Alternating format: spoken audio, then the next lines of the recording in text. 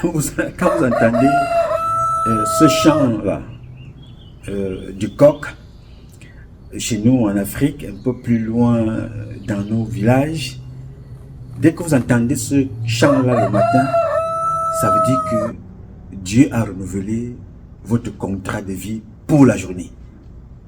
Donc il y a comme ça chez nous en Afrique, il n'y a pas la montre à l'époque, et même jusqu'à présent, c'est le soleil, le lever du soleil. Quand tu ouvres les yeux comme ça, tu regardes le soleil qui se lève, les rayons du soleil qui entrent à travers peut-être la toiture, ou bien à travers le soleil se lève, c'est ça qui te réveille. Le chant des oiseaux, le chant du coq. Donc quand tu écoutes ce chant-là, ça veut dire que Dieu a renouvelé ton contrat de vie pour la journée. Alors ça nous rappelle là, les fondamentaux de notre vie. Parce que la plus grande pharmacie, comme je vous l'ai dit l'autre jour, est dans la nature. Le plus grand restaurant est aussi dans la nature. Tous les éléments de la vie sont dans la nature. Donc vraiment, Dieu, je ne sais pas s'il y a une autre planète qui est autant gratifiée comme la nôtre, la planète Terre, mais que malheureusement, celui que Dieu a pris comme étant le sel de la terre, l'humain, a décidé de détruire. Le véritable danger de l'être humain, c'est l'humain. Malheureusement. Mais quand tu as compris ça, quand tu as compris ce que c'est, rien ne peut plus t'arriver. Rien. Donc, j'ai commencé avec ce chant du coq là. Ça me rappelle toujours notre enfance.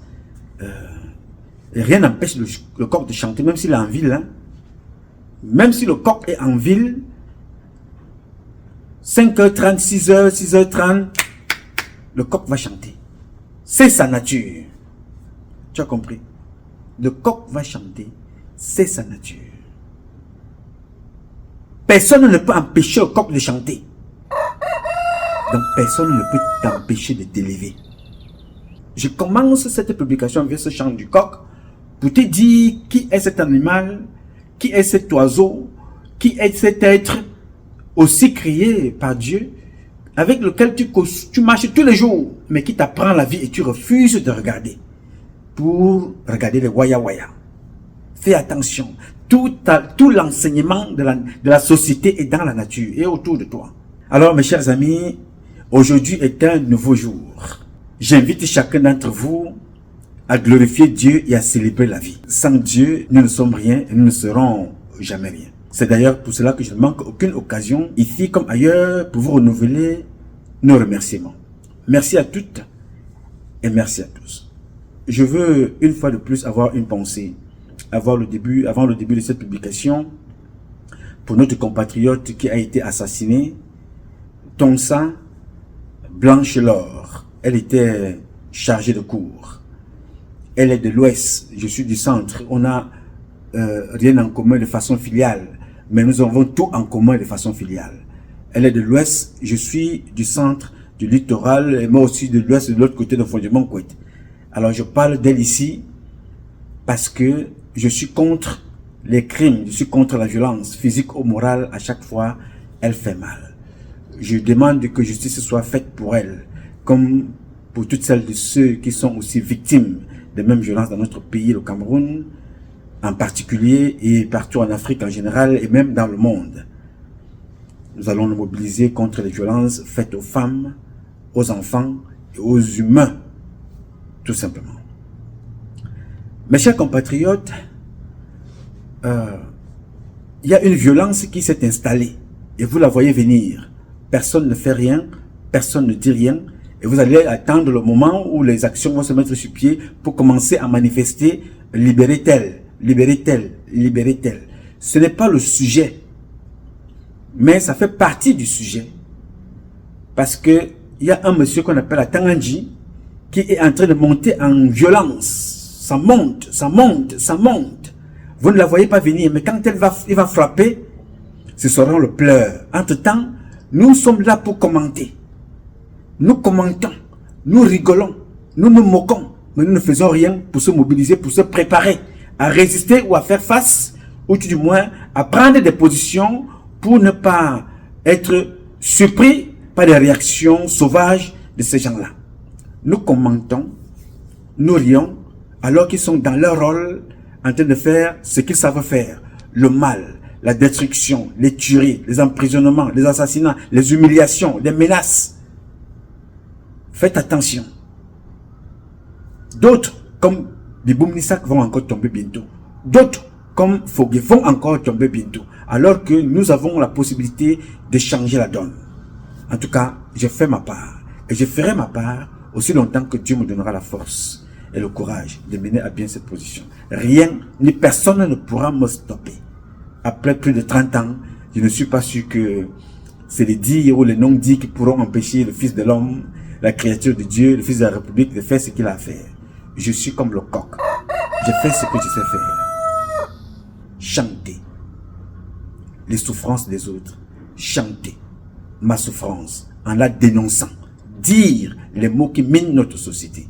Personne ne pourra me faire taire. Je suis donc comme le coq. Alors je chante à tout moment quand mon temps arrive de dénoncer ce qui me dérange.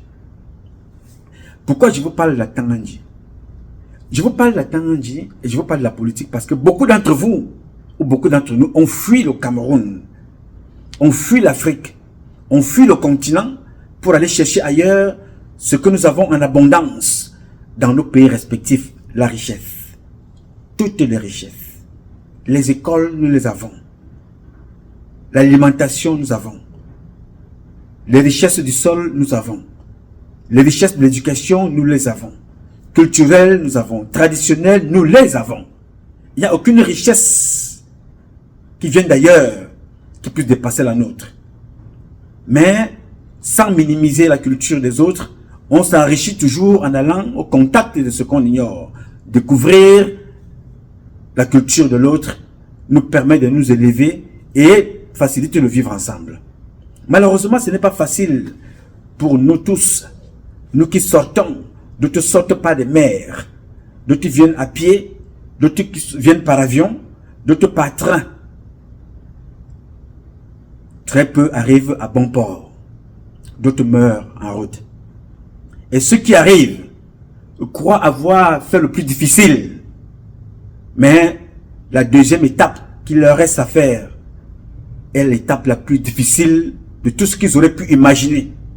Je parle ici les demandeurs d'asile, les immigrants, les immigrés, appelez-les comme vous voulez, toutes celles de ceux qui sont des étrangers dans ce pays, en France, en Allemagne, en Angleterre, en Espagne, en Belgique, au Maroc, en Guinée équatoriale, au Gabon. Tous ceux qui ont quitté leur pays pour aller ailleurs sont victimes de ce que je vais vous dire aujourd'hui.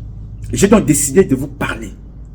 Je ne suis pas avocat, je ne peux jamais vous donner un conseil juridique. Mais je vais vous donner un conseil de comportement d'un immigré, d'un demandeur d'asile, de quelqu'un qui se retrouve hors de son territoire. Je vais lui donner le b.a.-ba de ce qu'il faut faire, de ce qu'il ne faut pas faire. D'autres de mes compatriotes vont accompagner, vont compléter la liste de ce que je vais vous dire ici. Notez ça. Je m'adresse donc à tous les immigrés africains. Chaque fois que je vous parle ici en vous demandant de si vous arrivez aux États-Unis, je n'ai pas d'hébergement pour vous, mais je vais vous aider à trouver où dormir. Je n'ai pas de téléphone pour vous, mais je vous trouverai un moyen de communication en votre nom et pour vous. Je n'ai pas d'adresse à vous donner, mais je vous aiderai à avoir votre adresse pour recevoir les courriers dans votre boîte email. Parce que l'Amérique a prévu tout ça. Je vous dis ça parce que il y a des choses que j'ai connues. Et il y a des choses que j'ai vu les autres être victimes. Et qui les a traumatisés jusqu'aujourd'hui. Pour une seule chose, vous avez cru en ce qu'on vous a dit. Vous avez cru en ce qu'on vous a dit quand vous étiez encore au Cameroun, au Gabon, en Côte d'Ivoire, au Congo, en Afrique, On vous a dit non, dès que tu vas arriver, mais comment? Dès que tu arrives, appelle-moi à l'aéroport, je viens te chercher. Mais tu sais, il y a tout ici, mais tu peux pas aller vivre dehors alors que j'ai un chez moi. Mais c'est quand même une attention. Même si je dors sur un endroit caché, vraiment, nous allons nous coucher là. Si je suis sur la natte, nous serons sur la natte ensemble. Donc ne te décourage pas. Vraiment, dès que tu es là, dis-moi seulement, je vais te prendre à l'aéroport. On te nourrit de toutes sortes d'illusions. On te dit tout et n'importe quoi. Parfois même d'autres peuvent même t'envoyer de l'argent pour que tu puisses faire tes démarches. Parce que dans leur tête, tu n'y arriveras jamais. Eux, ils sont arrivés par magie, hein, d'après eux. Ils sont arrivés... mais dans leur tête, ils sont convaincus que tu n'y arriveras pas. Alors, comme le crayon de Dieu n'a pas de gomme, et que le destin de chacun d'entre nous est écrit quelque part dans les carnets au chevet du lit de Dieu, et qu'il ne suffit qu'il ouvre ta page. Parfois tu es impatient. Tu te dis, voilà, je suis impatient. Bon, il est encore, tu ne sais pas à quelle page Dieu se trouve. Tu te dis, mon temps n'est pas encore arrivé. Ça te pousse à faire du n'importe quoi, à précipiter un certain nombre de choses, alors qu'il faut tout simplement faire des efforts en attendant que ton temps arrive. Tu te précipites, tu prends la route, tu y vas. Tu prends le train, tu y vas. Tu fais tout ce qui te revient. Mais tu y arrives quand même. D'autres n'y arriveront pas. Et c'est quand tu arrives. Le calvaire commence à partir de l'aéroport. Beaucoup d'entre vous se reconnaîtront dans ce que je dis là. Tu arrives à l'aéroport, ton premier numéro de téléphone, tu appelles celui-là qui t'attendait. Tu appelles celui qui t'a dit que dès que tu arrives, vraiment, il est là, il va t'accueillir. Tu arrives à l'aéroport, tu appelles. Il va décrocher parce que il s'attend que tu lui dises que tu es au Cameroun. Peut-être tu veux lui passer un bonjour. Oui, allô? Oui, Benjamin, c'est comment? Oui, ça va, Pat, ça va et toi? Non, mais ça va et toi? Ça va non, très bien. Comment ça se passe là-bas au pays? Non, je ne suis pas au pays. Je suis déjà là. Ouais, tu es où? Je suis à l'aéroport. Quel aéroport? Je suis à JFK. JFK où? À New York, hein? Il commence à bégayer. Oui, je suis à New York, Oui. Ah, donc, tu es arrivé quand? Ouais, papa, tu es arrivé quand? Non, je viens juste d'arriver là, c'est pour ça que je t'appelle. Ok, bon, je te rappelle tout de suite là, hein, je te rappelle tout de suite. Raccroche, je te rappelle. Bien, ça c'est bien ça, il raccroche. C'est ton dernier coup de fil. Tu ne vas plus jamais entendre parler de lui. Tu vas appeler. Ça, c'est la première épreuve que tu vas vivre. Et tu te rends compte que cette personne-là, tu la connais, d'après toi. Mais celle ou celui qui te sortira de l'aéroport, tu ne connais pas cette personne, tu ne connais pas cette dame. Et tu réussiras, à travers ta force, ton courage, à t'en sortir. Tu vas être hébergé par d'autres personnes. Tu passes peut-être une première nuit à la gare, ou première nuit dans une station de train, une première nuit peut-être à l'aéroport. Tu dors là. Ça, c'est l'une des étapes. Ou alors, tu appelles. Et la personne sait très bien que comme tu es venu là, tu ne peux pas venir avec moins de 3000 $ dans ton sac. Tu as économisé un peu pour faire ton voyage. Tu as au moins 3000 $ dans ta poche. 2000 $ ou 1500 $, mais tu as quand même un peu d'argent. Mais dès que la personne vient te chercher à l'aéroport, avec des vivres que tu as ramenés, on va te faire dormir quelque part. Alors, quand tu arrives, tu as certainement la chambre, tu vas dormir quelque part avec des enfants, ou alors, on va te laisser d'abord la chambre, la femme va dormir quelque temps avec les parents pendant que tes vivres sont encore là. Quand tu as encore des vivres, on peut encore manger ce que tu as apporté, tu es bien traité. Plus les vivres vont finir, on va commencer à te dire que non, l'enfant dérange la nuit, l'enfant ne retrouve même pas, il ne se sent pas à l'aise parce qu'il ne dort pas dans sa chambre. Bon, tu vas d'abord dormir un peu avec l'enfant. 2, 3 jours, une semaine. Après, vraiment, l'enfant s'ennuie. Là, l'école, on appelle parce que l'enfant dit qu'elle ne dort pas bien parce qu'elle dort avec un étranger. Bon, tu vas commencer à dormir au salon. Là, l'argent est en train de finir, petit à petit. L'argent est en train de finir. Parce que, quand tu arrives, on commence à te poser toutes sortes de problèmes. Oh, bon, l'électricité est même arrivée là. Vraiment, trouve-moi d'abord un peu d'argent. L'électricité, tu dois payer 280 $. Ok, tu prends, tu donnes. Oui, bon, 2 temps, 2 mouvements. Oh, l'eau est même arrivée. Vraiment, mon chèque n'est pas encore venu pour que je paye mon eau là. Vraiment, ok, Marco, bah, paye-nous d'abord la facture là, on va voir ça après. Oh, mon frère, règle-nous d'abord cette facture là, on va voir ça après. Tu règles. Là, il m'avait acheté à manger là. Oh, mon frère, je suis sorti même ce matin, j'ai oublié de laisser l'argent pour aller faire les courses là. Tu as vu qu'il nous manquait déjà un peu à manger au frigo là. Oh, ma soeur, je suis venu au travail très tôt. J'ai même oublié de te laisser l'argent là pour prendre le yaourt de l'enfant à l'école. Parce qu'elle va sortir de l'école, il lui faut des petits goûters. Bon, prends quand même $200 là si tu en as, tu fais des petites courses dans la maison. C'est elle qui t'a fait la liste. Il faut ci, il faut ci, il faut ci, il faut ci, il faut ci, il faut ci. Toi aussi, comme tu es là comme ça, tu dis voilà, tu vas chercher. Non seulement tu vas faire des courses avec ton argent, tu ramènes à la maison. Si tu en as, pourquoi pas, puisque tu manges la même nourriture. Tu dis ok, bon, ça va aller. Il faut aller chercher l'enfant à l'école. Il faut nettoyer la maison. Tu deviens la bonne à tout faire. Ou si tu es un homme, tu deviens l'homme à tout faire à la maison. Tu montes, tu descends. Aussi, dès que l'argent commence à finir, la tension commence à monter. La tension commence à... On te commence à te demander toutes sortes de choses. Mais tu penses même que tu vas rester ici combien de temps? Tu penses que tu vas trouver le travail quand? Tu vas demander quoi? L'asile? Qu'est-ce que tu as envie de faire? Tu es... L'argent est en train de finir, la tension monte. Sinon, un jour comme ça, on va te poser un problème. Le couple a un problème à la maison. Il y a un qui vient te parler du problème. Il dit voilà, vraiment... J'ai des problèmes avec mon épouse. Là. Toi, si tu es un homme comme moi, ici à la maison, vraiment. Donc, tu vois comment ça se passe ici à la maison. Moi, je ne comprends pas. La femme, là, tu essayes un peu d'intervenir.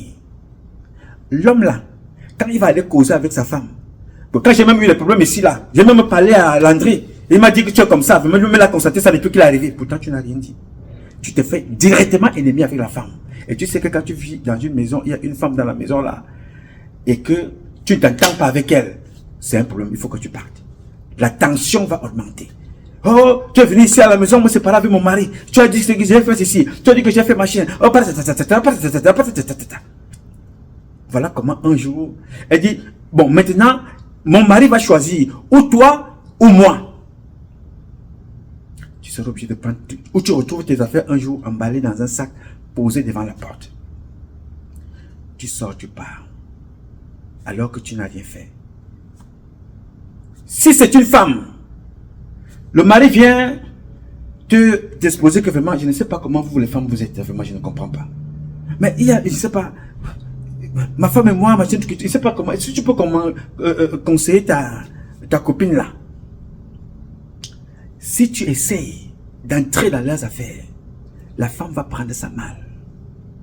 Donc comme tu es venu là, je t'ai fait venir ici. Tu es venu pour rentrer dans mes affaires parce que tu veux sortir avec mon mari. Ou tu sors avec mon mari. Mais j'ai constaté ça. Maintenant quand il arrivait ici, il faisait ceci. Bon maintenant il ne fait plus parce que tu es là. De temps en temps, il sort, il vient tard. Toi aussi tu es dehors. Vous vous rencontrez là-bas.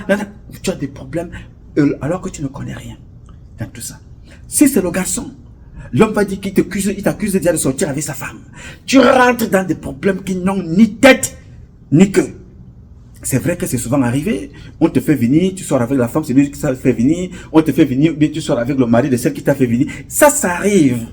Tous ces deux cas-là arrivent. Mais je te prends le cas dans lequel toi, tu n'as rien fait.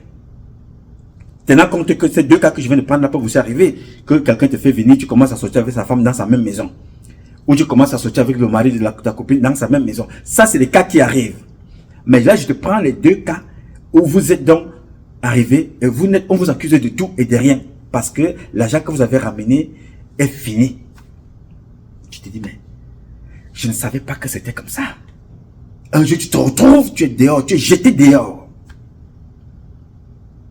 La première règle que je vais te donner ici, toi qui viens d'Afrique, vraiment écoute ce que je vais te dire.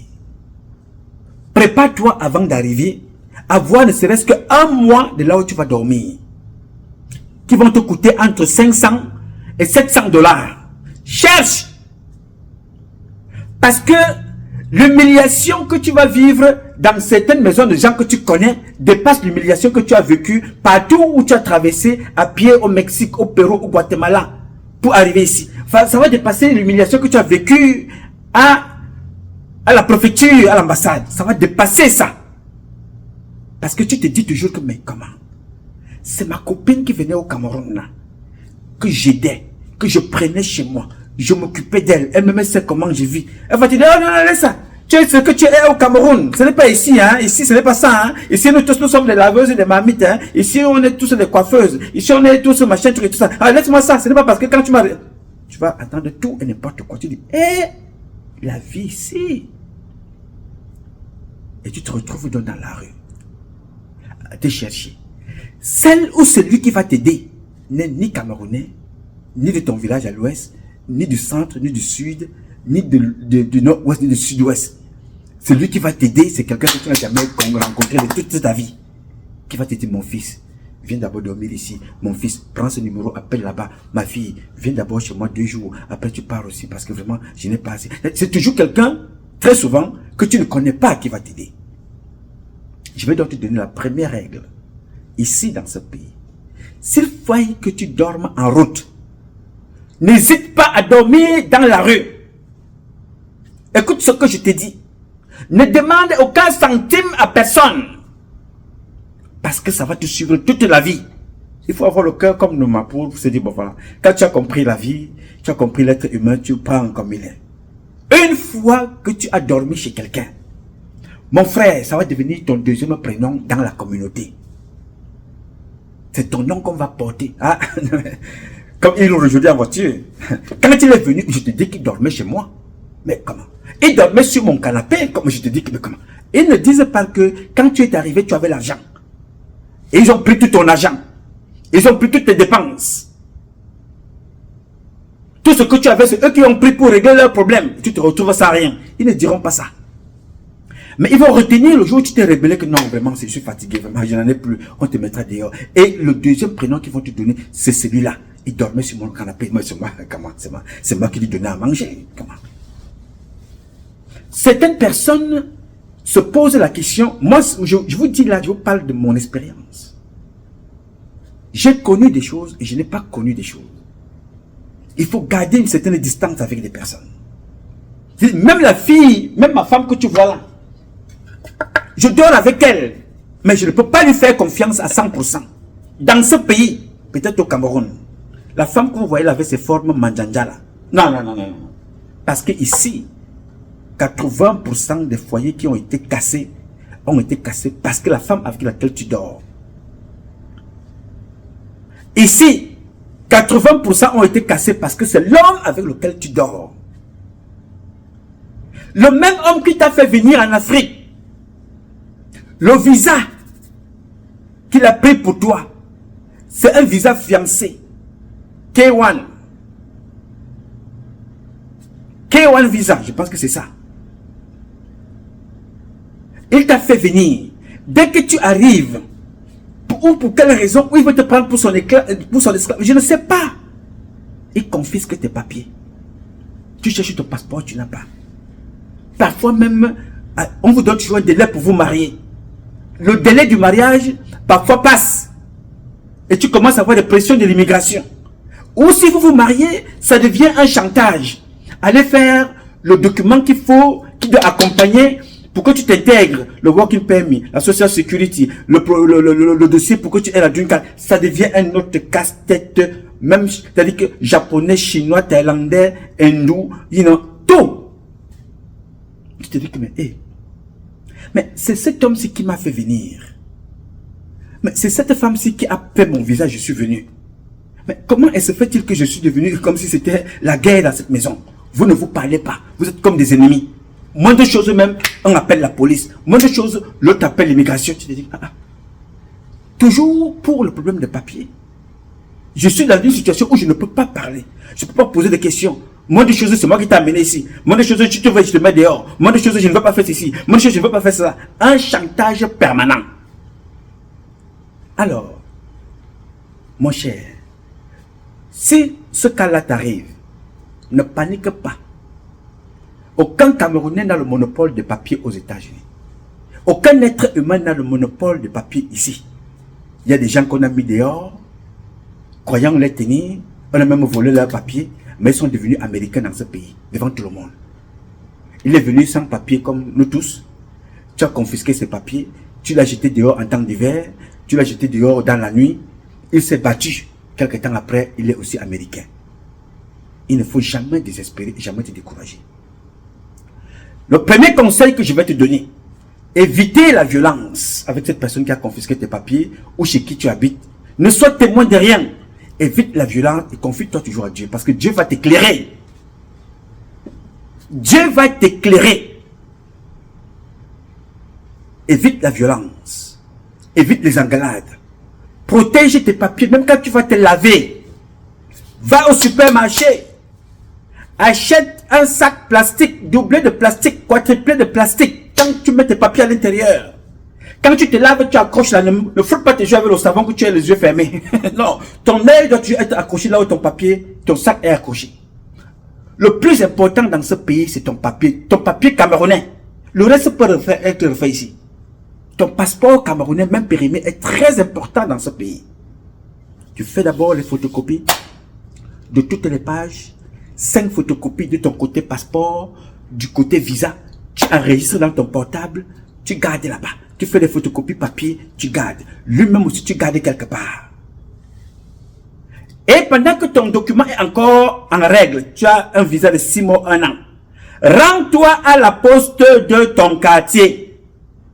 S'il te plaît. Je te le dis je te dis, je ne peux pas mieux insister. Rends-toi à la poste tranquillement de ton quartier. Tu te rends à la poste. Tu ouvres là-bas. Tu vas payer, prépare-toi à avoir 150 ou 200 $, c'est pas un. Tu prends là-bas, tu ouvres une adresse postale. Tu as la clé dans ton sac. Tous tes documents officiels sont à la poste. Écoute-moi bien. Tous tes documents officiels, dès que tu arrives aux États-Unis, tac! Le deuxième jour, commence à chercher la poste autour de toi. Parce que à 90%, vous vous séparez toujours dans des problèmes. Dans ce pays.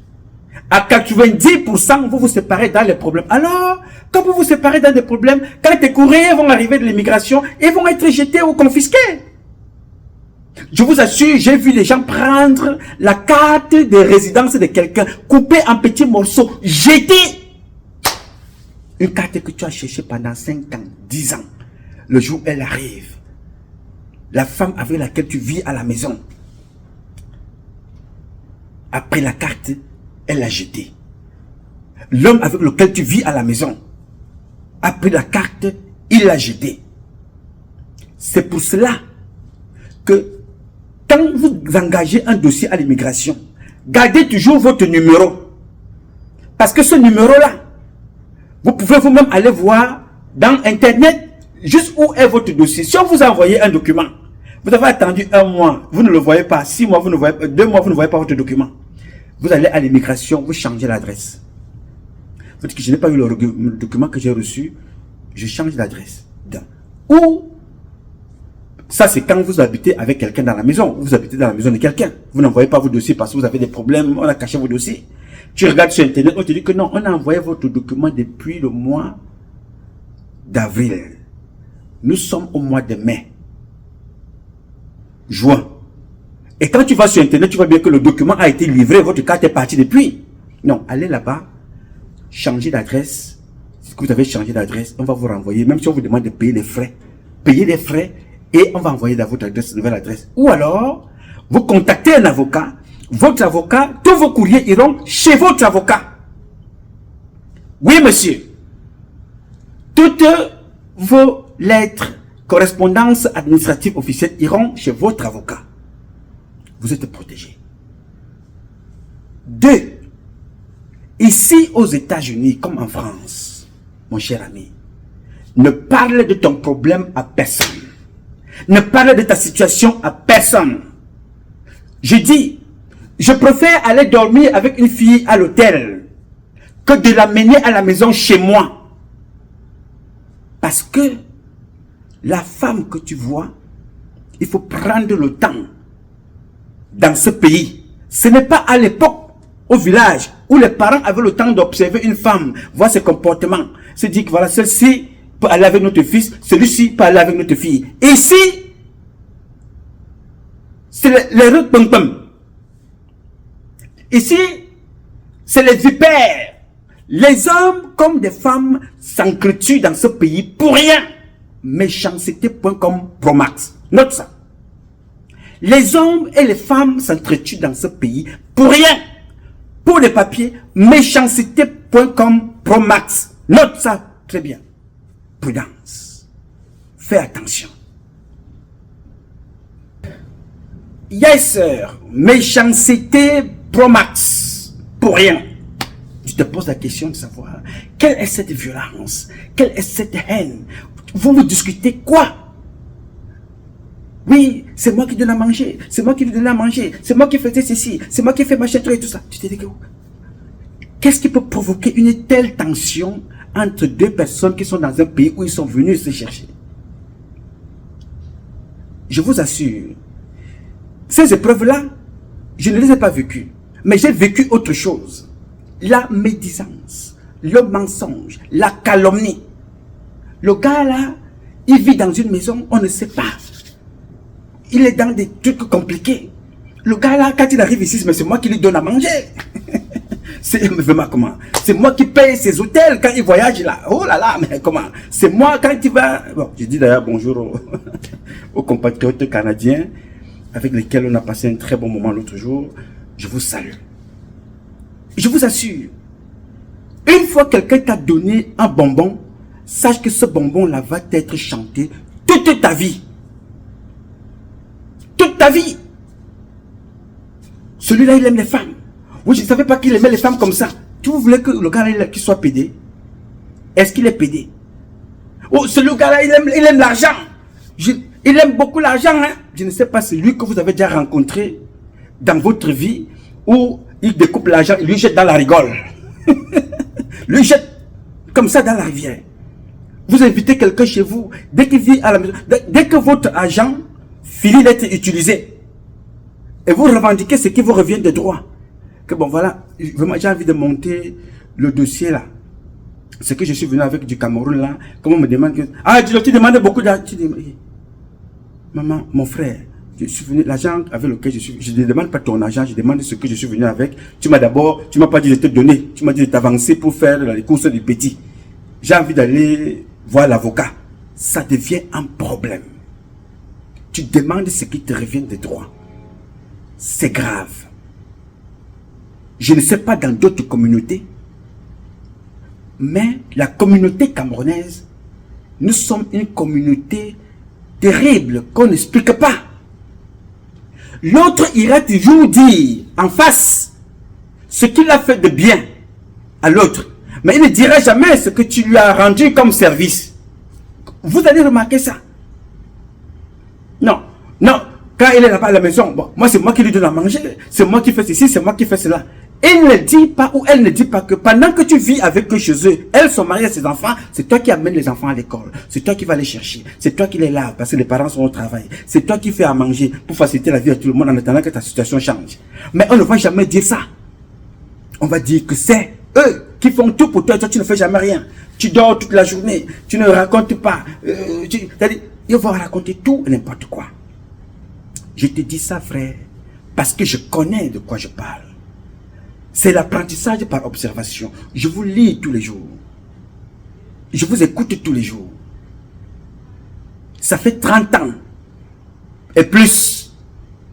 Ne dis pas ce que ton statut à quelqu'un aux États-Unis. Mais conseille, qui a besoin de ton conseil? Tu verras des gens qui sont arrivés avec des papiers, qui ont fabriqué des faux papiers de partout. Que même l'avocat n'a pas pu leur donner un conseil. Ils sont mariés 3, 4, 5 fois, ils sont divorcés, ils ont des papiers qu'ils ont fabriqués.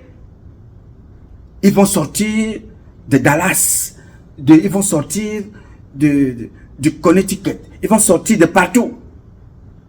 Mais il faut écouter ce qu'ils parlent des autres. Mais ils oublient qu'eux-mêmes, ils sont une substitut. Mais comment? Ce gars qui parle comme ça là, il est ici, tu comprends donc à ce moment-là pourquoi il est là depuis 24 ans sans papier.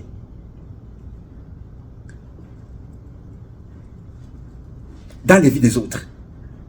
Lui-même, son document a déjà été renvoyé plusieurs fois. Faux, usage de faux, manipulation et tout ça. Il ne te parlera pas de ça. Mais tu vas voir que ce sont des gens qui ont la bouche plongée dans les affaires des autres. Alors, ton conseil que je vais te donner, accepte qu'on te juge de cachotier. Sois toujours évasif, ne dis la vérité à personne. Ici, la seule personne qui détient ta vérité, il y en a 3. Note ça. Il y a Dieu, il y a toi, il y a l'administration américaine, dont fait partie ton avocat. Note ça. Il y a Dieu, il y a toi, il y a l'administration américaine. Tu peux vivre aux États-Unis 150 ans sans avoir affaire avec des Camerounais. Parce qu'il y a des organisations faites pour, les associations faites pour. Il y a des gens qui sont faits pour vous écouter. Il y a même des avocats gratuits. Va à l'immigration, va dans un tribunal, tu demandes un avocat gratuit et on te donnera des conseils. Arrête l'humiliation que les Camerounais ou certains Africains vont t'imposer dépasse l'humiliation que tu as eu pour obtenir ton visa. Note ça. On va parler de ta vie, tu te poses la question que celle ou celui qui te parle là. Tu regardes sa vie, tu dis que même celui-ci. Imaginez moi qui suis ici, qui vit en route, qui ne demande à personne de venir payer son électricité en route. Mais imaginez-vous tout ce qu'on puisse dire de quelqu'un comme moi, qui n'a jamais dormi dehors, qui a plus d'un endroit où dormir. C'est-à-dire, je peux dormir ici, je peux quitter. Je m'en vais me coucher à l'hôtel. Je cotise mes points en tant qu'un diamond member. C'est-à-dire quand tu comprends que tu es diamond member dans un groupe. Je cotise mes points, je m'en vais me coucher là-bas, je dors. Tu vas saluer quelqu'un, tu vas dire que non, comme il est dans cet hôtel, c'est moi qui ai payé son hôtel. C'est moi qui ai payé son avion, c'est moi qui ai payé à manger, c'est moi qui ai payé sa chaussure, c'est moi qui ai payé son costume, c'est moi qui ai payé ses chaises, c'est moi qui... Tu te poses la question que, mais toi-même tu vis dans des conditions comme ça. Toi tu t'occupes de quelqu'un comme Nouma, qui vit avec des lumières, qui n'a pas faim. Toi, tu as tout ce que tu veux. Tu as dit, tu as acheté son hôtel, tu as acheté son avion, tu as acheté ses chaussures, tu as acheté sa voiture. Mais toi-même, tu n'as rien. Et toi-même, lui t'a trouvé ici. Il a eu des papiers après toi. Des années après, tu n'as toujours rien. Mais c'est toi qui changes sa vie. C'est la même chose que vous vivez. Vous trouvez des gens ici. Ils vont vous raconter toutes choses. Protégez-vous. Protégez votre intimité. Je vous ai dit tous les jours, soyez, et je vous le dis tous les jours, soyez comme des éclaireurs. L'éclaireur, c'est celui qui a vécu des choses et il dit à ses frères pour que ses frères n'aient pas les mêmes problèmes. Ça parle. Et quand ça parle, ça n'a pas une vocation à parler pour changer. Ça a une vocation pour détruire. Mais si tu te laisses emporter par ça, tu es mort. Oui, monsieur, si tu as un cœur léger, c'est fini pour toi. Parce que tu vas passer ton temps. Oui, tel a fait ceci, tu appelles. Oui, tu as parlé de moi quand j'étais chez toi. Est-ce que je mangeais? Hein? Est-ce que je mangeais? J'achetais à manger, non? Ne sais, je faisais ceci, ne sais, je faisais cela. Quand tu venais souvent, tu partais chez... Tu vas perdre toute ta vie à te justifier. Si tu sais qui tu es, quelqu'un peut raconter tout et n'importe quoi. Ça, c'est son problème.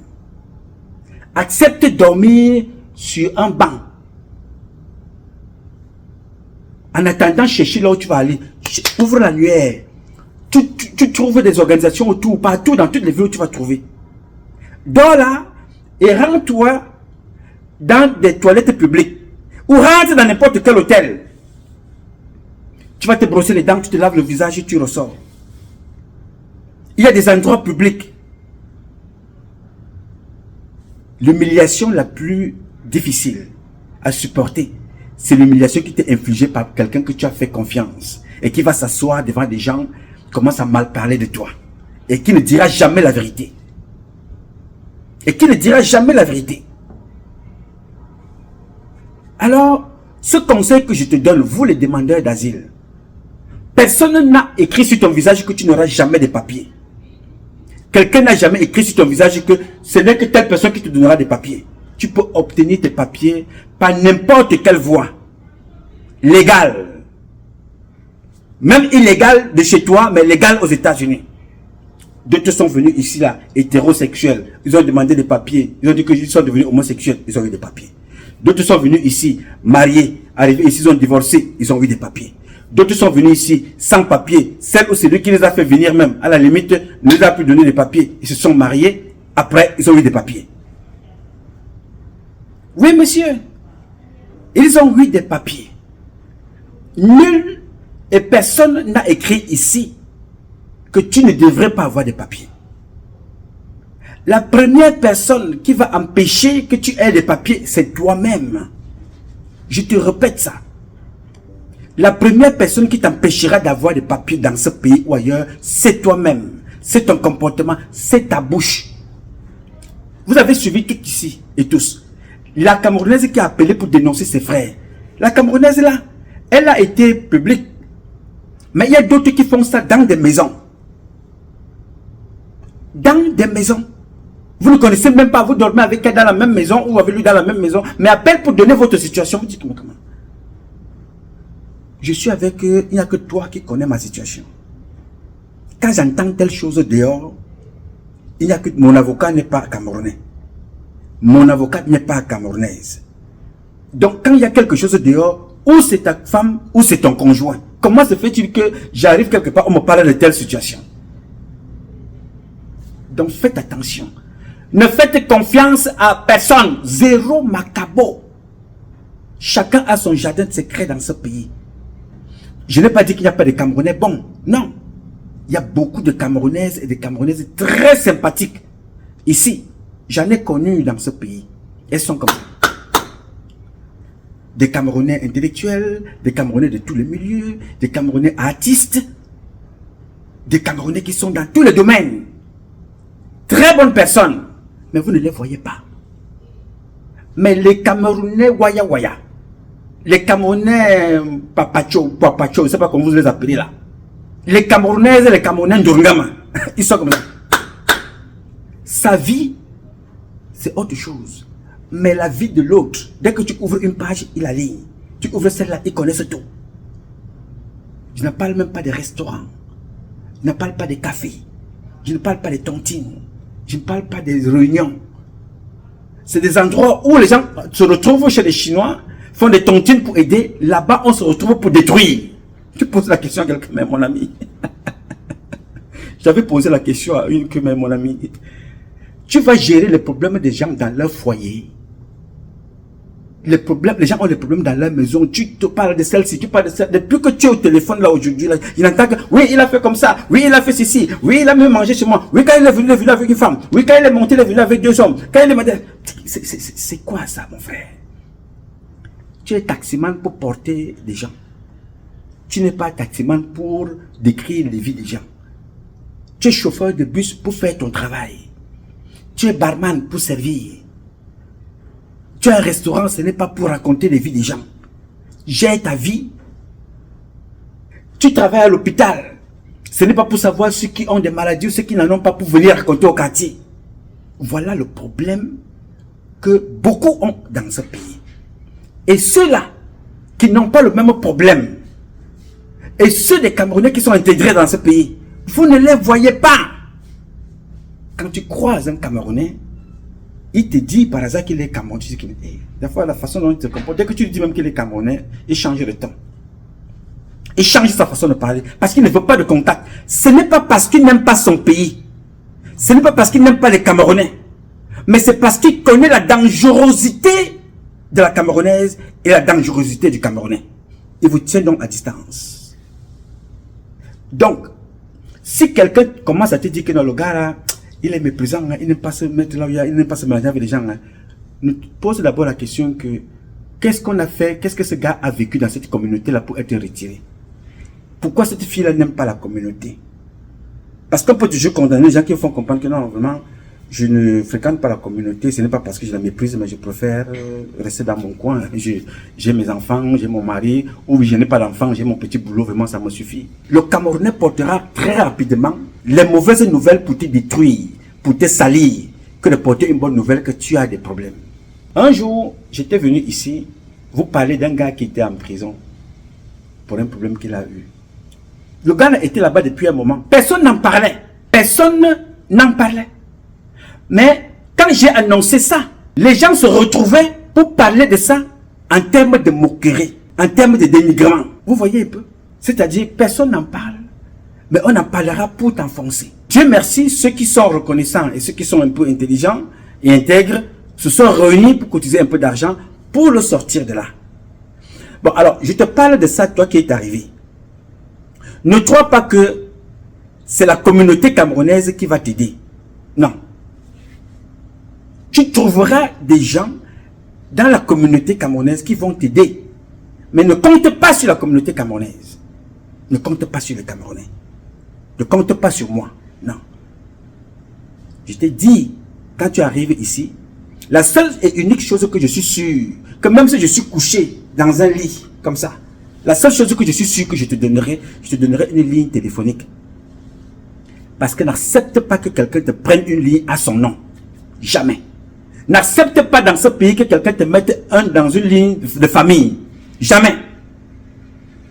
Cotise ton argent, prends une ligne téléphonique qui te permet de recevoir et paye 35 $ par mois. Ça au moins tu ne pourras pas manquer ça. C'est important. Parce que le jour où vous avez un problème, vous ne vous entendez pas, il va bloquer sa ligne. Et cette ligne-là, tu as donné à ton avocat. Cette ligne-là, c'est ça que tu as donné à l'immigration. Cette ligne-là, c'est ça que tu as donné à la mairie. Cette ligne-là, c'est ça que tu as donné pour faire tes papiers. Cette ligne-là, c'est celle que tes parents ont. Et quand il le fait par méchanceté. D'un. Et de deux, quand quelqu'un prend une ligne à ton nom, dès que la ligne là est prise en son nom, il est capable de contrôler tous tes appels entrants et sortants. Puisque tu ne peux aller rien demander sur cette ligne là qui n'est pas à ton nom. Tu es un groupe. On a dit que voilà, vous prenez 3 lignes, ça vous coûte peut-être 65 $, 70 $. Hein? Mais les lignes là sont sous le nom d'une seule personne. Il a pris pour sa femme, il a pris pour lui, ou alors il a pris pour ses 2 enfants et il a pris pour toi. Dès que vous avez un problème, il va utiliser cette ligne-là pour prendre le répertoire et commencer à appeler toutes les personnes que tu as connues de toute ta vie pour leur raconter tout et n'importe quoi. Comme ça. Donc, il y a des petites choses basiques qui vont te permettre de t'imposer comme un être humain digne. Parce que tu as souffert, tu sais d'où tu viens. Que de mendier parce que tu vas dormir sur une natte et tu vas te laver. Personne n'échoue dans ce pays. Je reprends. Ici, aux États-Unis, que personne ne te trompe. On te met dehors demain matin, au bout d'une semaine, tu vas dormir quelque part. Même les Camerounaises que je m'avais souvent chercher dehors partout là, elles sont dehors parce qu'elles veulent être dehors. Elles sont dehors parce qu'elles ont choisi.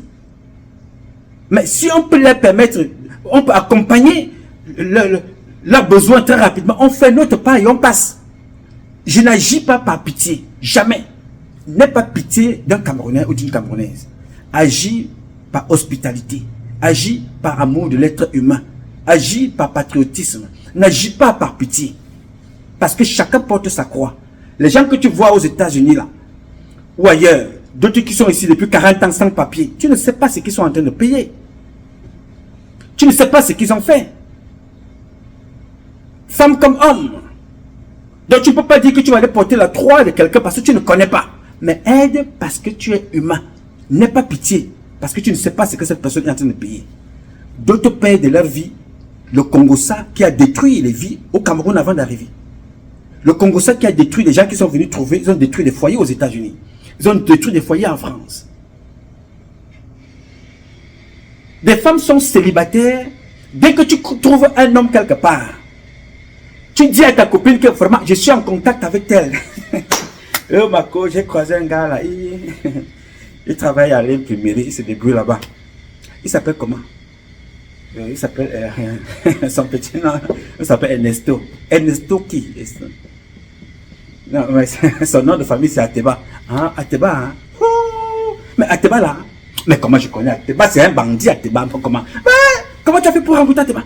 Mais le gars aime les femmes. Mais mon ami, mais il sortait avec mon cousin.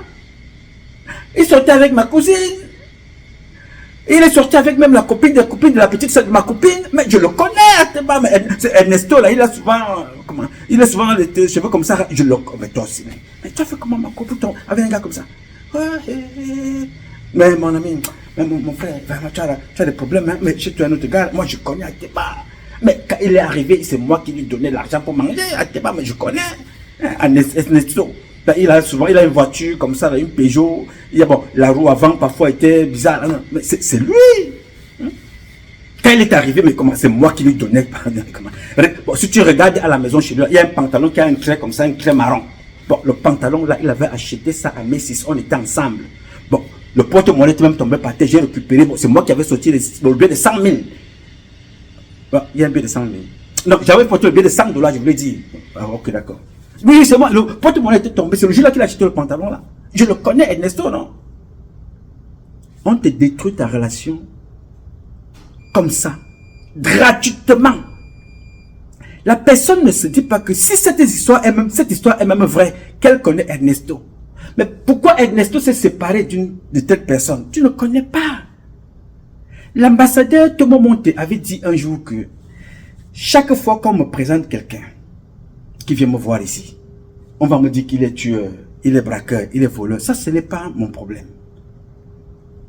Je lui donne une carte de crédit avec 500 points.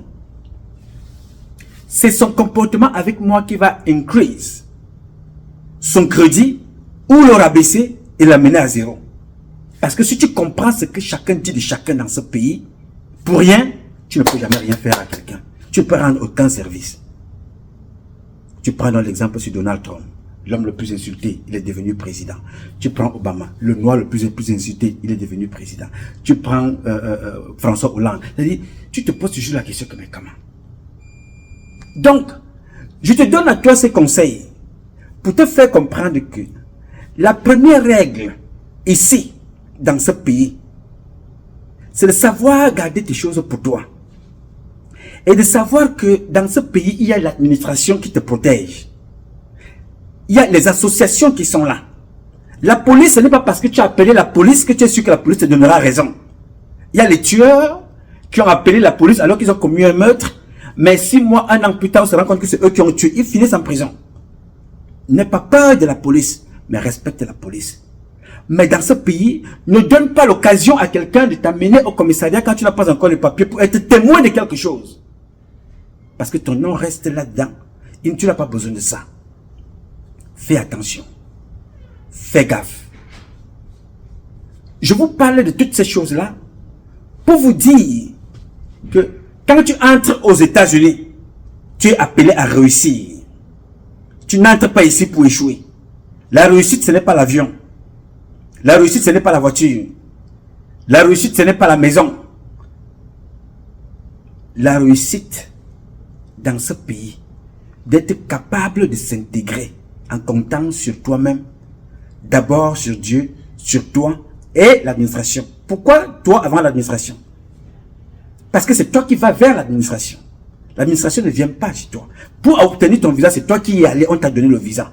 Pour que ton visa ne se périme pas, c'est toi qui dois te débrouiller. Même si ton visa est en train de finir et que tu n'as pas d'issue, rapproche-toi rapidement de l'immigration, écris à l'immigration que tu as tel problème et tu voulais prolonger ton visa.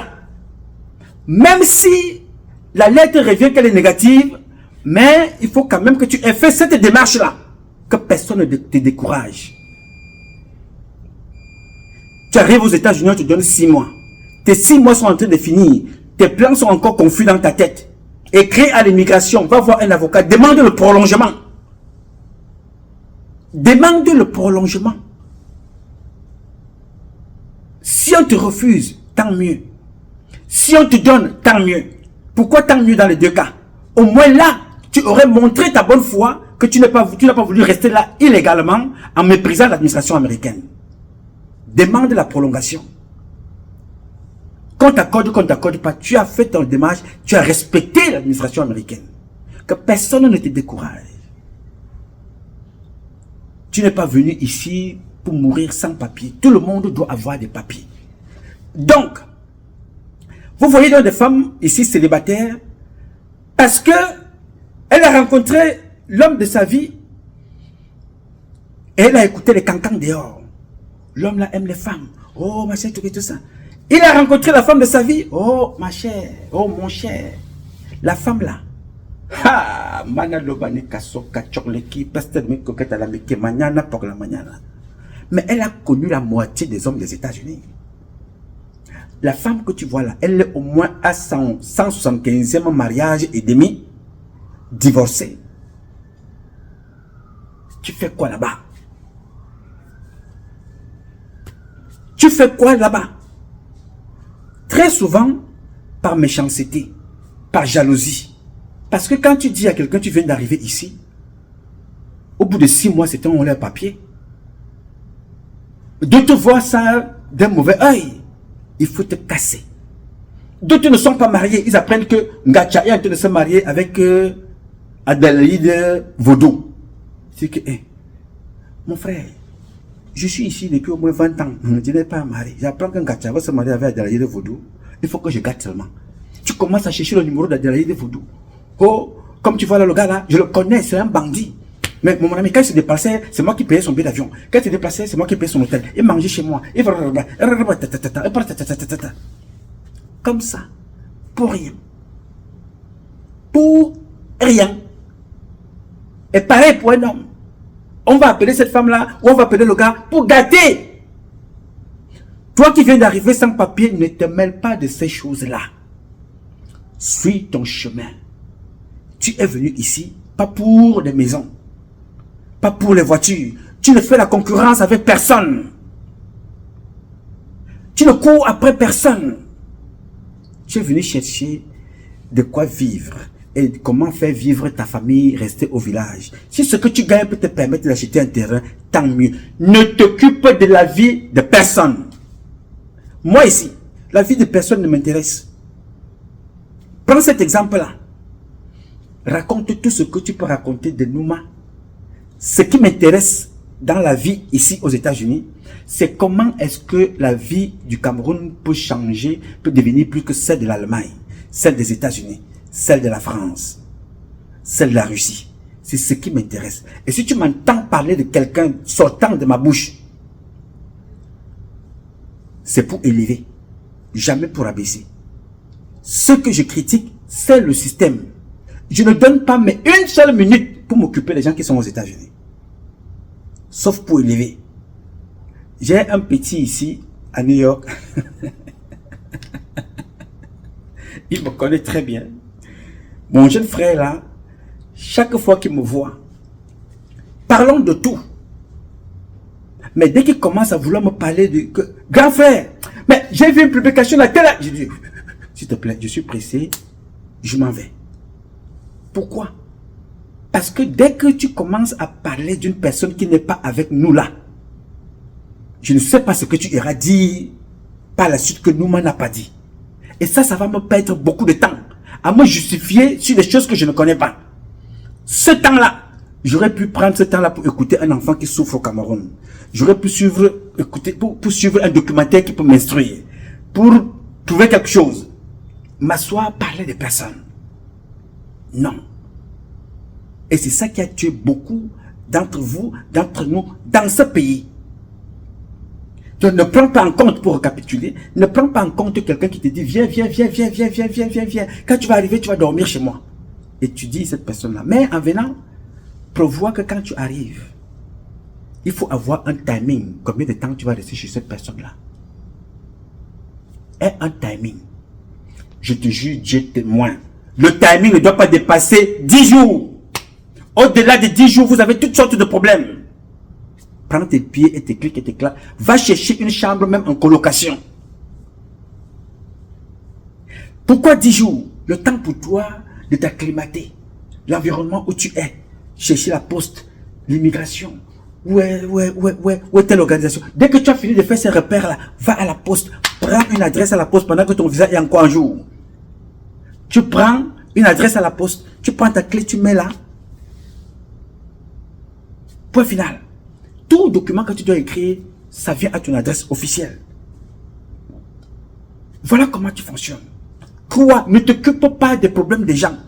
Si tu es dans une maison où il y a trop de problèmes, vraiment ne te mêle pas. N'arrive pas chez quelqu'un, tu commences à vouloir éduquer tes enfants. Oh, ne mets pas ceci ici. Oh, pourquoi? Non, non, non, non. Ne te mêle pas, tu ne sais pas comment ils ont éduqué leurs enfants. Ne te mêle pas là-bas. Tu n'es pas payé pour ça. Tu n'es pas payé pour éduquer les enfants des gens. Tu es payé pour regarder les enfants. Pour aller les chercher à l'école, au cas où, parce que parfois certains ont trouvé le boulot, ils habitent chez leur patron. Ils s'occupent d'aller chercher les enfants à l'école, les laver, les nourrir. Vous n'êtes pas là pour les éduquer. Leurs parents les éduquent, ils ont l'école. Parce que ils peuvent un jour arriver là-bas à l'école avec une tête machin, tu mais pourquoi tu es comme ça? How you look like this, man? What's wrong with you? What's going on? Talk to me, baby.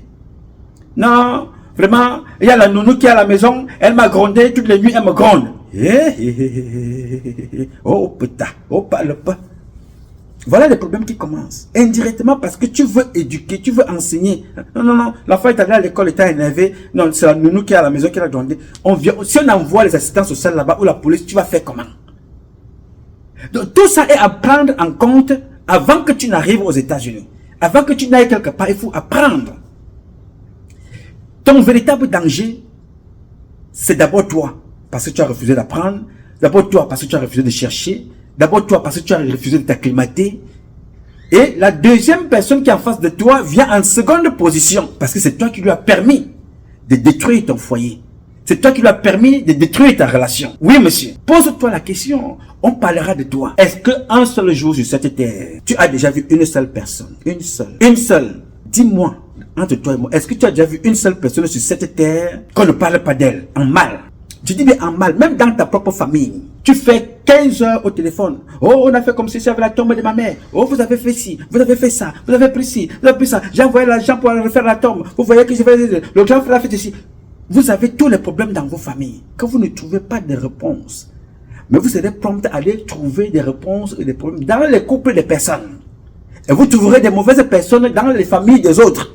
Et dans votre propre famille, vous n'arrivez pas à régler des problèmes.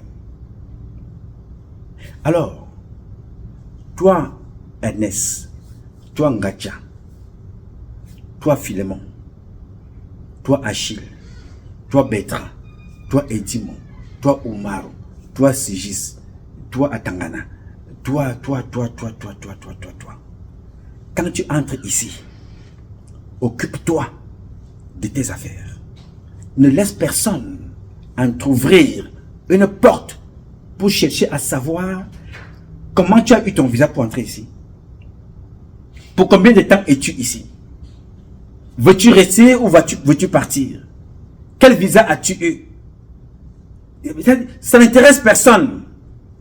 Ça peut intéresser quelqu'un qui va t'aider. Mais la plupart des gens qui te posent ces questions-là, c'est pour te détruire. Alors quand il connaît, ça va t'apporter quoi? Quand il connaît, ça lui apportera quoi? Les moqueries. Non, depuis que son visa est fini, il est là, il est comme un... Je suis resté là l'autre jour.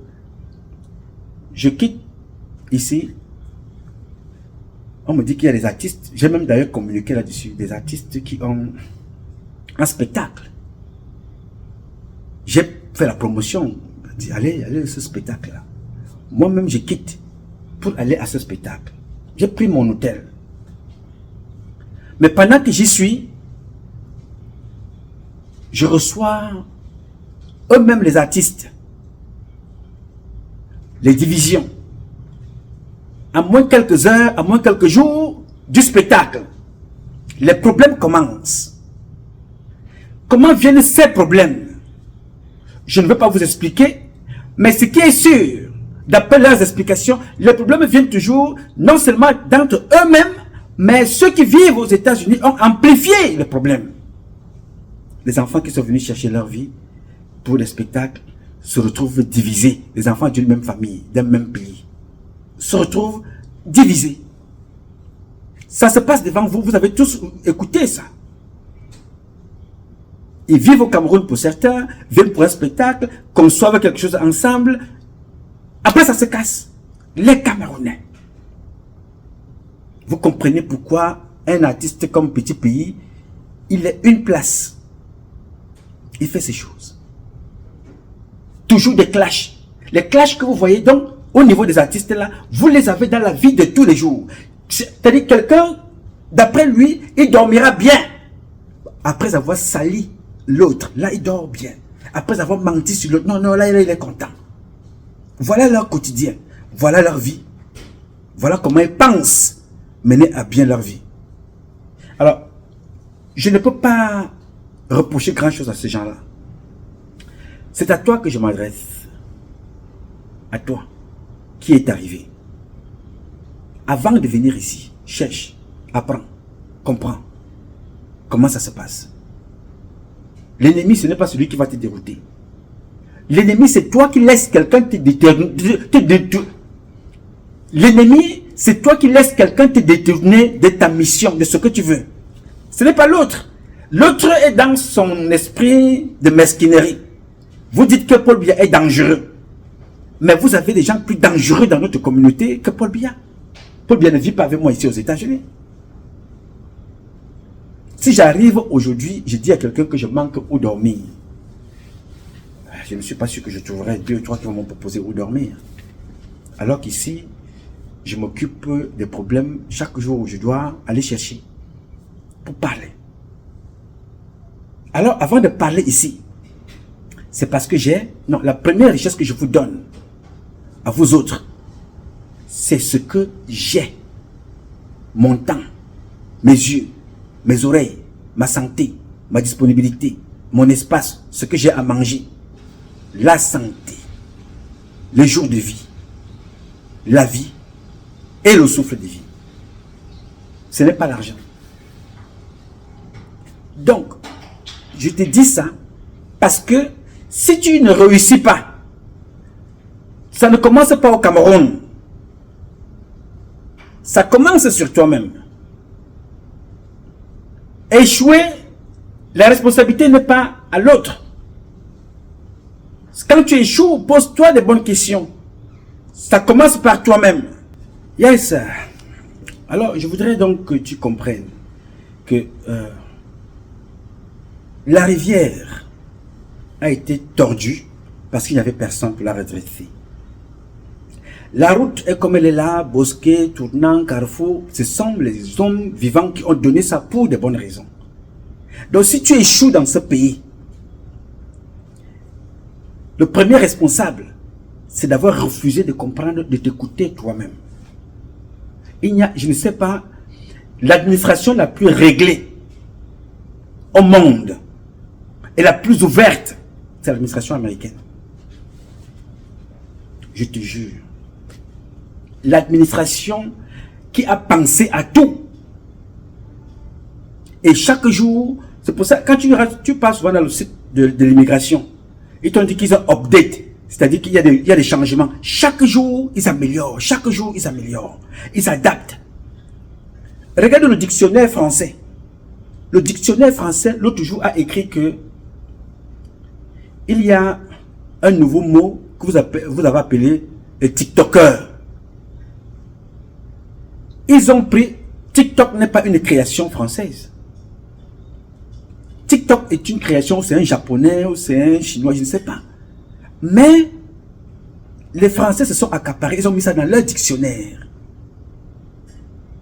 Ils ont mis ça là, TikToker. Donc, il faut apprendre à t'imposer une éducation. La vie nous apprend que celui qui te tue, c'est celui qui dort là à côté de toi. Celui qui te tue, c'est celui qui marche à côté de toi. Pourquoi? Parce qu'on va toujours lui faire comprendre, il va toujours dire, je suis son meilleur ami. Nouma là, il ne boit pas d'alcool. Si vous voulez empoisonner Nouma, voici, mettez ça dans telle nourriture, telle nourriture, telle nourriture. C'est toujours celle ou celui qui marche avec toi. Mobutu vous l'a démontré avec Patrice Lumumba. Où est-il? Sankara vous l'a démontré avec Blaise Compaoré. Où est Blaise Compaoré? Donc, vous suivez des choses comme ça dans vos vies au quotidien. Réussir aux États-Unis, je te jure, ma soeur, mon frère, personne n'est appelé à échouer dans ce pays. Personne. Les Américains ont besoin plus de toi que toi tu as besoin d'eux. Je reprends. tout ce ramdam, machin que tu vois là. Fais ceci, 700 $, fais ceci, 500 $, fais ceci, 1000 $, fais ceci, 300 $, fais ceci, 3000 $. L'avocat fait ceci.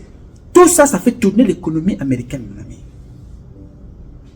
La seule chose qui te chasse de l'Amérique, si tu as tué quelqu'un et si tu n'as pas respecté leur loi,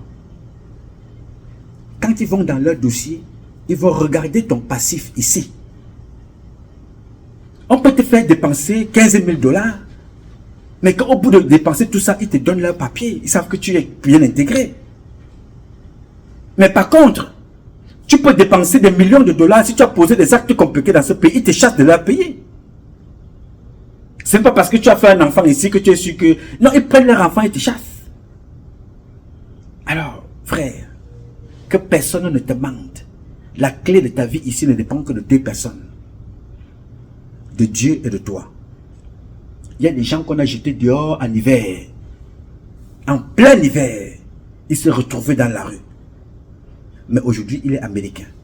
Et les gens qui l'ont jeté dans la rue, quand ils le regardent comme ça, ils disent, eh, ma soeur, le rire hypocrite. Le rire hypocrite. Je dis, je te le dis, toi qui m'as posé la question. Je vis chez moi tout seul. Ici. Câblé de partout. Je n'autorise, si quelque chose doit m'arriver, il ne faut pas que ça passe par toi. Je n'autorise personne dans mon environnement. Mais j'autorise tout le monde dans mon environnement. Il y a l'environnement, il y a l'environnement immédiat. Je vais te trouver là où dormir. Je donnerai tout pour te trouver où dormir. Mais il y a des gens que tu vas le mener à côté de toi. Il va raconter ce qu'il n'y en avait même pas. Parce que tu as tendu la main. Il faut donc être préparé à ça. Préparer ton oreille à faire glisser des choses qui ne t'apportent rien. Préparer tes yeux à voir des choses qui ne peuvent que t'apporter quelque chose. Préparer ton esprit à répondre à des choses qui sont capables de t'apporter quelque chose. N'inonde pas ton corps et ton cœur avec ce qui ne t'apporte rien. Il y a des dieux dans ce pays qui dépassent même bien. Il y a des gens qui ont jeté leurs parents dehors des États-Unis. De leur maison. Frère, je ne te parle pas de leurs amis.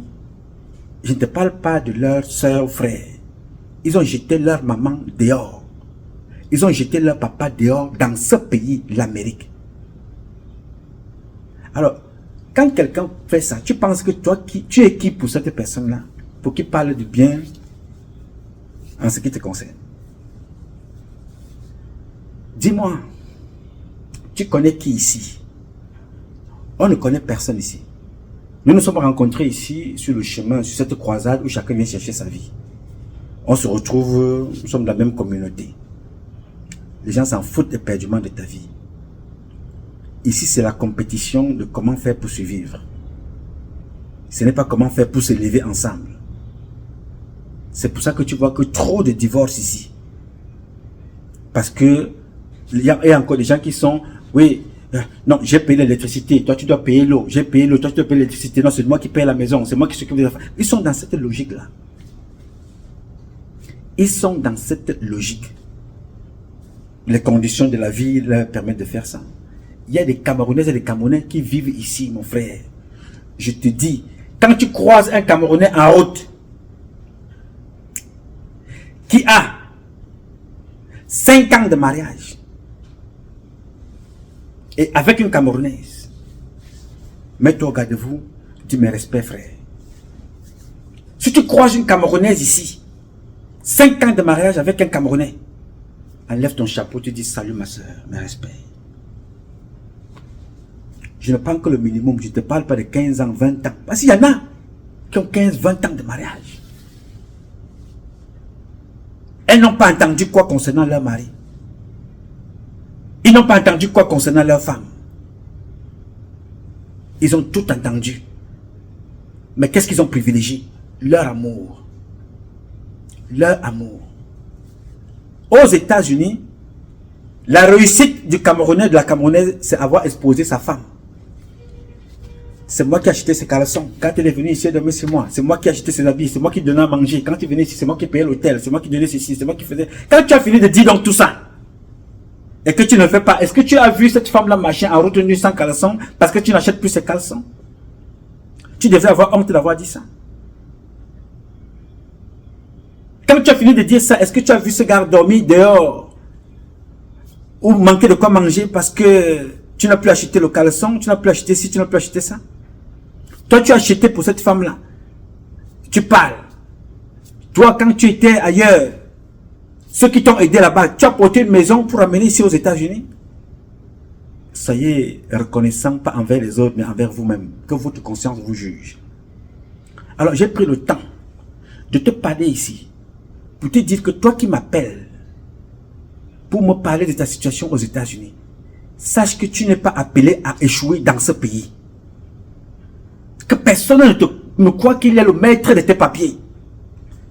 Moi, je dormais à l'hôtel. J'étais préparé pour. Personne ici, aux États-Unis, ne peut te dire qu'il m'a vu dormir chez lui à la maison. Personne. Et ça n'arrivera pas. Pourquoi? Parce que je me suis donné cette discipline. Que tu sois ma femme que vous voyez là. On va à l'hôtel. Jusqu'au jour où nous allons acheter une maison ensemble, elle portera ton nom. Parce que les biens de la terre, ce n'est pas mon dada. Donne tout à la femme, aux enfants. Le jour où on me l'achète à ton nom, je paye à ton nom, la voiture à ton nom, et tu parles avec ça. Il ne faut pas casse-tête chinois. Le jour où je meurs, les frères arrivent, les soeurs arrivent. Non, c'était notre frère, c'était machin, tout ça. Oh, c'est bon, vous avez vos maris. Elle était avec moi pendant tout ce temps. Elle m'a accompagné, tout est à son nom. Moi, je ne veux pas avoir le casse-tête huissier, aller chercher les notaires. Non, rien du tout. Rien ne porte mon nom sur la terre, mon frère. Rien. Parce que le nom que je porte n'est pas mon nom, c'est le nom qui m'a été donné par mon père. Dieu m'a donné quel nom? Oui, monsieur. Vivons ensemble, avec les autres. Respectons les autres. Nous ne sommes rien sans les autres, mais savons gérer les autres. Ne laissons pas les autres interférer dans nos vies, n'importe comment. Respectons les autres. Et il faut savoir mettre cette distance. Si tu ne te l'imposes pas, les autres vont consommer ta vie et consommer ton cerveau. Tu marches dans la route, tu parles comme un parapara. Ce pays est l'un des pays dangereux, pas parce que le pays est dangereux, parce que les hommes qui vivent ici l'ont rendu dangereux. Oui, monsieur. Fais attention. Tu es venu dans ce pays hier, où tu aspires à venir. Mon frère, ton avenir est entre tes mains. Ce n'est pas entre les mains de l'autre. Que personne ne te fasse du chantage. Parce qu'il t'a donné des papiers, ou bien parce que tu l'as épousé. Ou il commence à te faire marcher parce qu'il t'a fait venir ici. Faux! Ça ne va pas vous divorcer, tu auras des papiers. L'Amérique, la législation américaine a prévu tout ça. C'est ceux qui se comportent comme ça, c'est les Nyamanguru, les Nyamankwere, les Durungama, les Waya Waya, qui sont arrivés, qui sont les arrivés, qui ne comprennent pas ça. Que personne ne te fasse du chantage. Oui, monsieur. Les choses sont tellement réglées ici que c'est dans la prolongation des procédures que les avocats doivent aussi manger. Comprends ce que je te dis là. C'est une confidence. Si on devait régler des papiers comme ça, moins de choses, non. L'Amérique a pensé tout ça. Dans les relances, les retards, les renvois, tout ça. C'est comme ça que l'avocat doit aussi vivre. L'avocat fabrique l'argent. Si on commence à régler vos problèmes que donc, tu arrives aujourd'hui, on règle demain, l'avocat vit comment? Est-ce que les avocats sont payés par l'État? Ces structures-là ont été créées pour permettre à toi d'être déplumé pour habiller l'avocat. Tu payes pour l'État, tu payes pour l'avocat, et en retour, on te donne les papiers. Tu as payé pour tout le monde et tu vas travailler pour nourrir aussi ta famille. C'est un cycle, mon petit. Il faut des gens éclairés pour te dire ça. L'Amérique ne te veut pas du mal. Parce que si l'Amérique te voulait du mal, pose-toi la question. L'Amérique va en Afrique. Bon, ce n'est pas une loterie, ça c'est clair. Parce que la plupart des gens qui ont gagné la loterie, pour venir ici, le minimum qu'ils ont dans leur sac, c'est le baccalauréat. La loterie, c'est la sélection des gens qui ont un certain niveau, capables d'être adaptés aux États-Unis pour travailler pour les intérêts de l'Amérique. On les sélectionne donc par pays et par niveau. Et dans la masse qu'on a sélectionnée par rapport aux applications que vous avez mis là, on sélectionne certains, on publie leur nom, on vous dit la loterie a été gagnée. Personne ne gagne la loterie, ce n'est pas le Ndjangi. Sinon, vous trouverez des gens ici là qui ne parlent ni français, ni anglais, ni même la langue. C'est une autre forme d'immigration sélective, mais sélectionnée. Oui, monsieur. Les immigrés font rentrer beaucoup d'argent dans ce pays. Les immigrés font fonctionner les avocats. Les crimes font fonctionner les avocats. Donc, ne crois pas que tu entres ici, quelqu'un peut te prendre et faire de toi l'objet d'un chantage. Faux! Yes! On trouvera toujours vice de forme quelque part pour te donner tes papiers. Tu t'es marié hier, tu as divorcé aujourd'hui, parce que l'homme ne voulait... Non. On peut te donner tes papiers, on trouvera toujours une articulation dans les lois américaines de l'immigration pour te régulariser. Nul n'a le monopole du papier aux États-Unis, à l'exception de ceux qui sont nés ici. Vous te dites qu'il va te donner des papiers, et même quand il est né ici, il est américain. Il n'a pas le monopole de te donner des papiers, parce qu'il y a des lois qu'ils ont mis sur pied. Il y a des gens qui ont pris les papiers, tu t'es marié avec la personne. Le jour où tu as rendez-vous à l'immigration, il ne vient pas. Une fois, il ne vient pas. Deux fois, il ne vient pas. Trois fois, il ne vient pas. Il pense qu'en refusant de venir, de ne pas venir, machin, que tout ça, c'est lui qui va déterminer le thermomètre de ton acquisition ou bien de ton obtention des papiers. Mais un jour, je peux te donner des papiers. Va chez toi. Qui continue à aller raconter sa vie ailleurs. Oui, monsieur. D'autres te tiennent parfois par le chantage. Tu te maries avec la personne. Vous êtes mariés. Et prend l'acte de mariage, il cache l'acte de mariage. Ça reste là-bas. Montez le dossier, il ne monte pas. Il te bloque. Divorcer, ne divorce pas. Mon ami, il y a des procédures. Que personne ne te trompe, gars. Et il y a des procédures dans ce pays. C'est pour ça que l'Amérique, l'immigration te refuse des papiers. Tu fais le recours, demandeur d'asile. Vous allez jusqu'au tribunal. Tu accumules des papiers. Tu prends les avocats, vous arrivez là-bas, tu gagnes. Si on refuse, tu fais encore recours, tu fais appel, pape, tu montes de l'autre côté un peu plus haut, tu arrives là-bas, tu vas gagner. Parce que on regarde toujours le parcours, la dépense, ta vie. Mais pour tout ça, rends-moi un service et pour finir cette publication, je vais te demander un service, s'il te plaît. Quand tu rentres dans ce pays, à partir de l'aéroport, respecte toutes choses que tu rencontres dans la rue. Achète ton ticket pour voyager, pour te déplacer dans la ville. Ne coupe pas les fleurs là que tu vois dans la rue pour rien. Ces fleurs là sont payées par la ville, par l'État. Ne t'attaque pas à un animal. Les chiens de compagnie que tu vois là, les gens lavent les chiens comme ça le matin. Ne crache pas sur un chien, ne touche pas le chien de quelqu'un ici. D'autres sont des époux, d'autres sont des épouses. D'autres sont des animaux de compagnie, tu ne connais pas trop. Respecte. Respecte la police. Respecte la police. Quand tu es chez toi à la maison, évite de jouer la musique fort. Pas parce que tu as peur de quelqu'un. Parce que dans ce pays, tu es content, tu danses, le voisin appelle la police. Tu pleures que tu as perdu ton père, un membre de ta famille, le voisin appelle la police. Mais ce n'est pas ça qui est dangereux. Un mauvais voisin peut être excédé pour rien parce qu'il a ses problèmes. Que sa femme lui a tourné le dos, il a ses problèmes.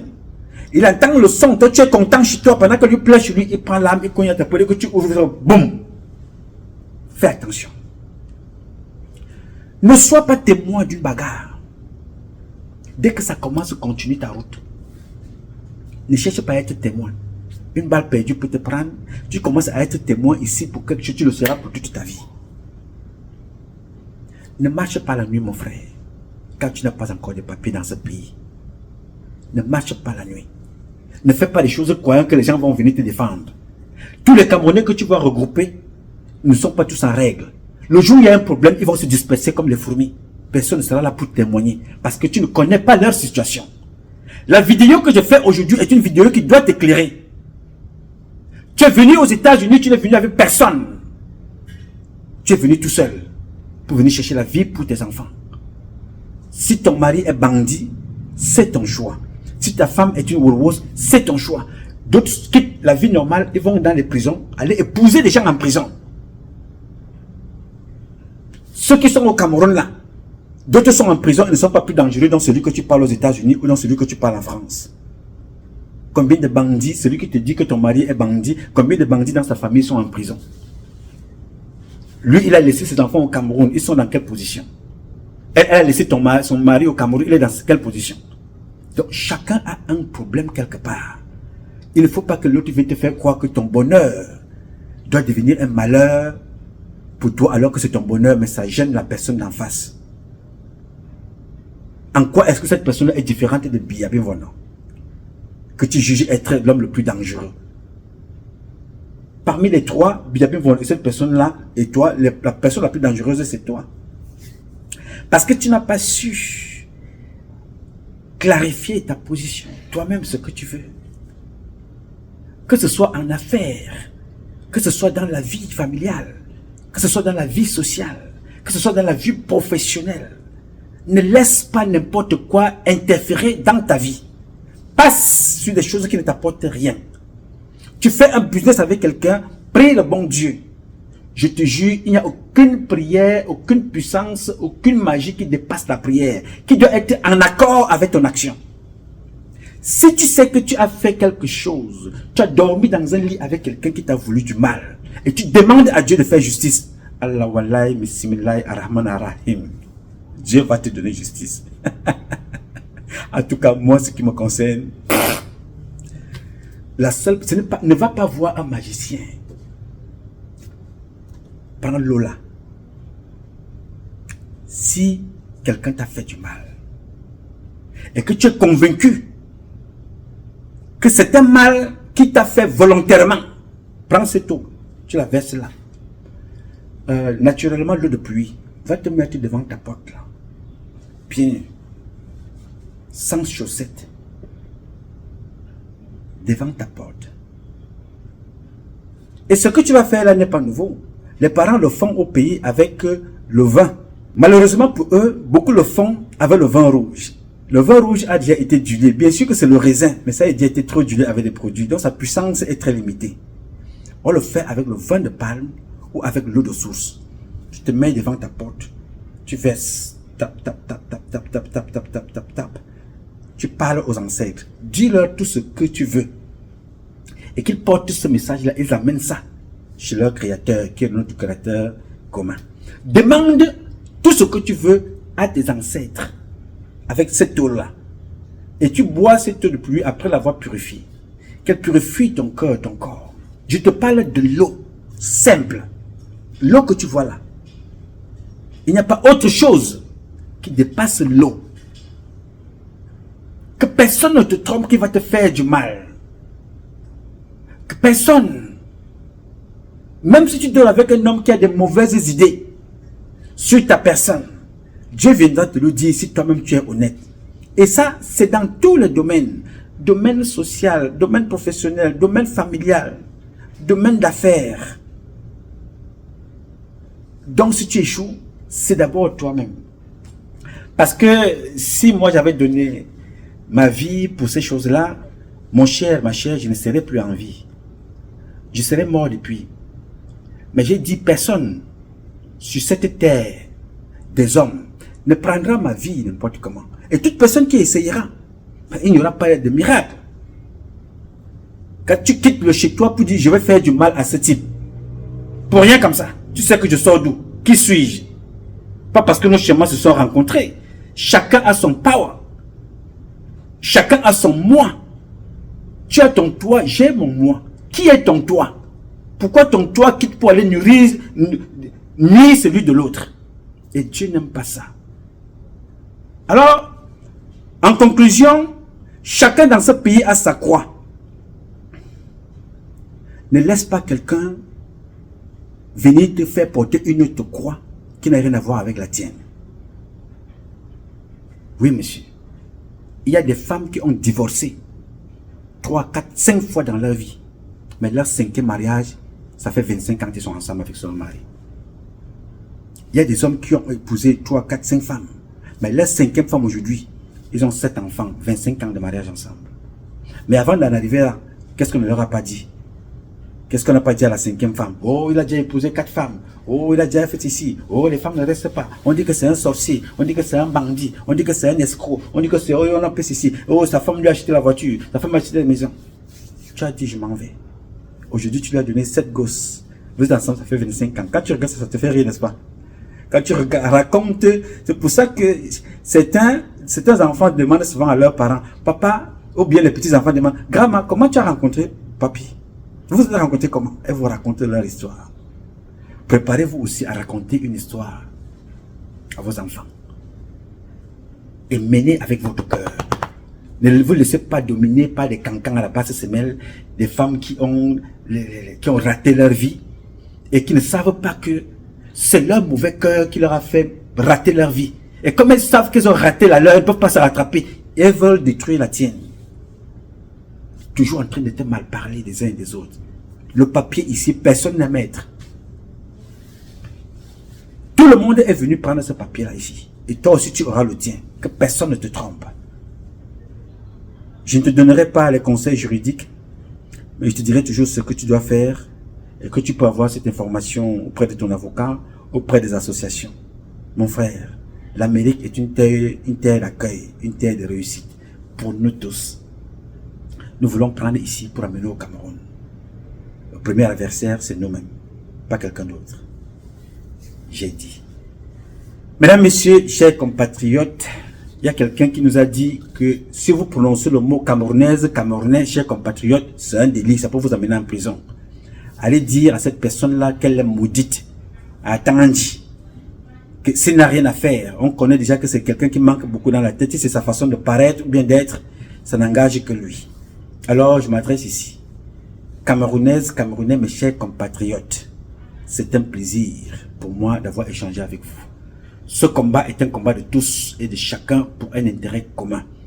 C'est avec la volonté des Camerounaises et des Camerounais que vous êtes et la bénédiction de Dieu que nous vaincrons. En attendant, le combat continue.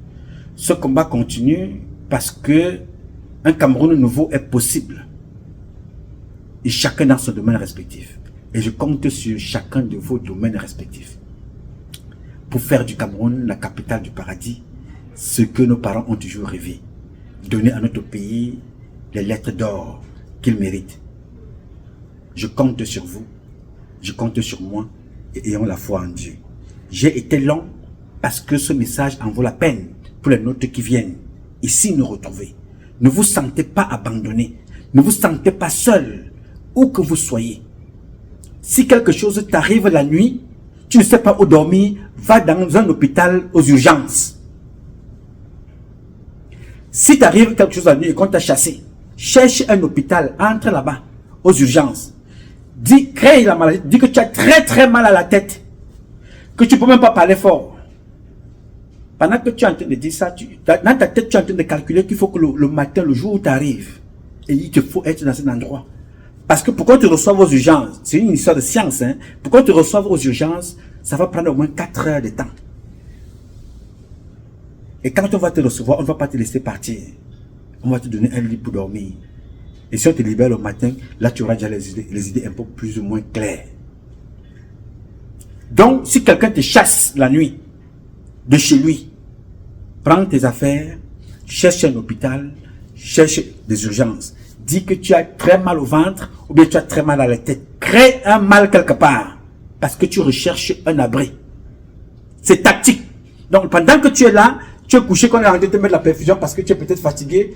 Tu es en train de réfléchir parce que tu as eu mal à la tête. Pendant ce temps, tu es en train de réfléchir ce que tu vas faire le lendemain. Et quand tu sors de là, on va te demander, étant là à l'hôpital où tu habites, tu dis, tu n'as pas là où tu habites. Tu n'as pas là où partir. Il faut qu'on te demande, on te donne, on te conseille. Mais tu trouveras toujours quelqu'un, parmi toutes les mauvaises personnes sur la terre, tu trouveras toujours une personne à l'hôpital qui te donnera un bon conseil. Et qui pourra te permettre de t'en sortir. Donc ne désespère pas dans ce pays. Les Camerounais sont très méchants, mais personne ne peut changer ta vie dans la méchanceté sans ton aval. C'est toi qui donnes l'espace aux démons de s'accaparer de ta vie. Non, cherche le savoir. Apprentissage par observation. Apprentissage par observation. Oui, monsieur.